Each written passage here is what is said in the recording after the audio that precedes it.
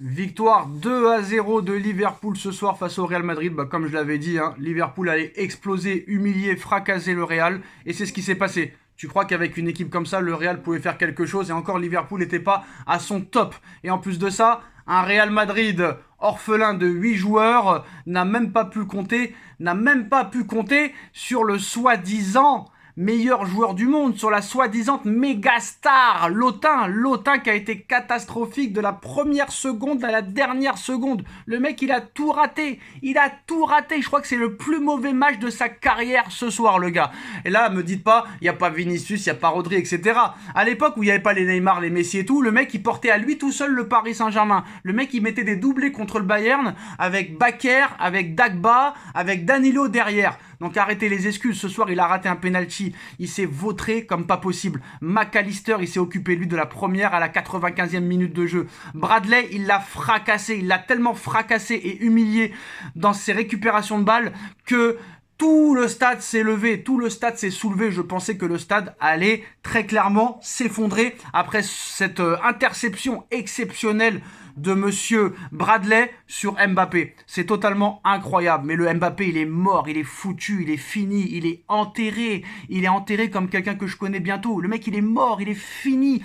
Il est fini. Il est tellement bête dans son jeu. Il est catastrophique, il n'a plus rien. Et même physiquement, il a dû prendre 10 kilos de gras. Le mec, il est gros. Moi, je vous le dis, il est gros. Je suis mal placé pour parler, mais il est gros, le gars. Il est plus le physique d'avant. Et là, Liverpool, ce soir, en n'étant pas exceptionnel, ils leur ont donné une leçon de football.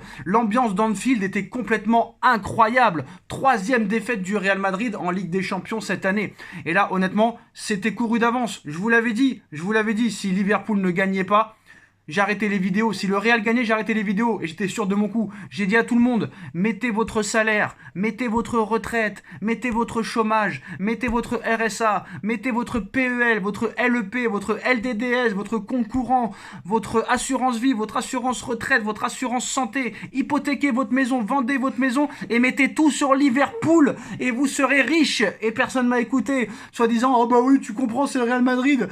Tu respectes pas le Real Madrid, mais on s'en bat les steaks sur un match. Liverpool était plus fort. Liverpool restait sur 13 victoires en 14 matchs. Le Real, 8 absents, 8 titulaires absents. Et encore, si t'as pas Courtois dans les buts, t'en prends peut-être 6 ou 7 ce soir. Mais parlons de Lotin. Jusqu'à quand ça va durer, le gars? Il est nul, qu'il en peut plus. Il arrive même plus à tirer un penalty, le gars. Non seulement déjà, même quand il était très fort, à son apogée, à son prime, il était mauvais de la tête.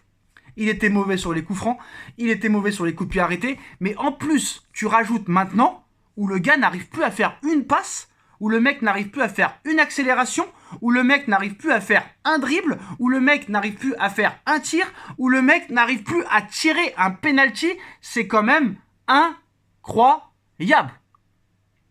Incroyable. Et jusqu'à quand ce gars-là va avoir l'immunité? Jusqu'à quand ils vont lui donner l'immunité?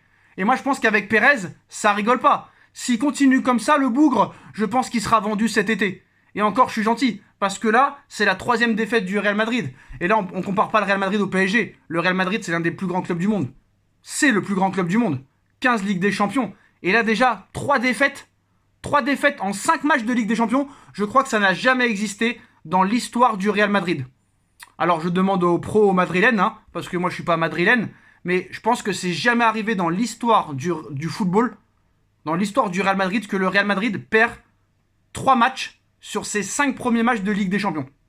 Je pense qu'on n'a jamais vu ça. Et à l'heure où on parle, le Real Madrid est aux portes de l'élimination. Le Real Madrid est 24e. Juste derrière le Real Madrid, il y a le PSG. Et ce qui est marrant dans l'histoire, c'est que le PSG, entre hier et ce soir, a gagné une place sans jouer. Hier, Paris était 26e et ce soir, Paris est 25e. C'est complètement dénué de sens. Ça n'a aucun sens. Et le Real Madrid est aux portes de l'élimination. Le Dynamo Zagreb est devant Paris, par exemple, et le Real. Club Bruges est devant, le Feyenoord est devant, le Celtic est devant, le PSV est devant, le Benfica est devant, Lille est devant, Brest. C'est incroyable le parcours du Real Madrid cette année. Le Paris Saint-Germain, on a l'habitude. Le PSG, on a l'habitude d'être déçu. Le PSG a 0 Ligue des Champions. Donc on ne peut pas comparer le PSG et le Real Madrid. Quand tu vois le palmarès européen du PSG, tu te dis que PSG est à leur place, entre guillemets. Voilà. En plus de ça, t'es 25e et on te dit que l'entraîneur et le directeur sportif et le président vont rester en place. Et ben voilà. Sauf qu'au Real Madrid, ça se passe pas comme ça. Il est fort possible que demain matin, Monsieur Pérez annonce que Carlo Ancelotti est viré et est démis de ses fonctions. Avec Pérez, c'est comme ça. T'as beau avoir gagné 25 milliards de Ligue des Champions juste avant, si cette saison t'es pas au niveau, si les résultats ne suivent pas, c'est terminé. Et vous pensez réellement que Pérez va prendre le risque de continuer et de se faire éliminer de la Ligue des Champions? Alors je ne sais pas réellement encore le calendrier pour les 3 prochains matchs du Real Madrid. Si je me trompe pas, je crois qu'il y a la Juventus, je suis pas sûr. Je crois qu'il y a la Juventus pour le Real, mais je suis pas sûr. Mais voilà, le Real est aux portes de l'élimination. Et ça, personne n'aurait pu le croire en début de saison. Personne n'aurait pu l'imaginer. C'est totalement incroyable. Et pour revenir sur Lotin, bah non seulement lui, il a fait une connerie en quittant le Paris Saint-Germain parce que le mec, il est même pas intelligent. Il a divisé son salaire par 3. Mais en plus de ça, le mec, il ne respecte même pas le club où il est. Je ne sais même pas pourquoi ils l'ont recruté. Moi, on me parle que c'est économique pour vendre des maillots, pour faire de la pub, etc. Mais Kylian Mbappé n'existe plus. C'est devenu Lotin, le mec. Il est finito. Et ça fait depuis le mois de mai que je le dis. Fin de saison catastrophique avec le PSG, Euro catastrophique avec l'équipe de France et début de saison catastrophique avec le Real Madrid. Le mec, il s'est mis l'équipe de France à dos. C'est terminé. Il est mort, le mec. Le mec, il est fini. C'est même plus un joueur de football. Il a l'air complètement cuit physiquement, le mec. Il a pas 26 ans. Il a l'air complètement out. Il a l'air complètement fini physiquement. C'est impressionnant. C'est flippant même. Et c'est triste à voir à la fois. Moi, je vais vous dire la vérité. J'ai vu tout le match. Il n'est plus l'ombre. Il n'est plus que l'ombre de lui-même, le gars. Et là, très clairement, on a l'impression que c'est devenu qu'un simple joueur lambda. Voilà, c'est devenu un joueur lambda. Il ne fait plus peur à personne. Il ne fait plus peur à personne. Ça se voit, on a vu la défense de Liverpool, elle était sereine comme pas possible. Et McAllister et Bradley, mais ils l'ont fracassé tout le match. Et il y en a qui me disent que Mbappé aurait été plus performant en Première Ligue. Mais attends, mais jamais il aurait jamais il aurait fait quelque chose en Première Ligue.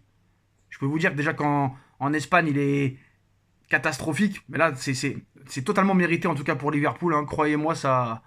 Moi, je pensais que ça allait être un massacre, genre 4-5-0. Mais là, très clairement... Puis ils ont aucun jeu. Ils pensent qu'à défendre. Ils ne pensent qu'à défendre. Et aussi, on n'a pas oublié, les pertes de balles. Les pertes de balles de Mbappé, incalculables. Combien de ballons il a perdu? C'est totalement incroyable. Donc moi, je vous dis la vérité, moi, je connais Pérez. Je connais Pérez et je pense que là, Ancelotti, il va sauter. Parce qu'aux portes de l'élimination en Ligue des Champions, une deuxième place en Liga espagnole, je pense que Ancelotti, là, il vit ses derniers jours. Je pense que si on continue comme ça, Mbappé sera vendu l'été prochain. Rappelons qu'il est arrivé gratuitement. Ça leur a coûté quand même 100 millions d'euros de prime à la signature. Donc c'est comme s'il l'avait acheté 100 millions. Mais moi, je connais Pérez et s'il y a un club qui met 100 patates sur lui l'été prochain, du genre Manchester United ou Chelsea, je suis sûr que Monsieur Pérez le vendra les yeux fermés. Si le mec continue comme ça. Ça fait déjà quand même 4 mois qu'il est là. Voilà. Donc ce serait pas étonnant que demain on annonce qu'Ancelotti parte. Ce serait pas étonnant que dans 6 mois on nous explique que Mbappé sera vendu. Mais surtout il va falloir qu'il trouve un entraîneur qui joue au ballon. Parce que je suis désolé, quand tu as un effectif comme ça, tu dois jouer au ballon. Et même quand ils ont leur équipe type, ils ne jouent pas au ballon. Et tu ne peux pas avoir de la chance jusqu'à la fin des temps. C'est pas possible. En tout cas, si le Real se fait éliminer dès la phase de poule comme ça, là, dès la phase de classement, ce serait complètement incroyable. Honnêtement, incroyable. Et même le premier match contre Stuttgart, ils ont eu chaud. Même le match contre Dortmund, ils ont eu chaud. C'est vraiment incroyable. Incroyable.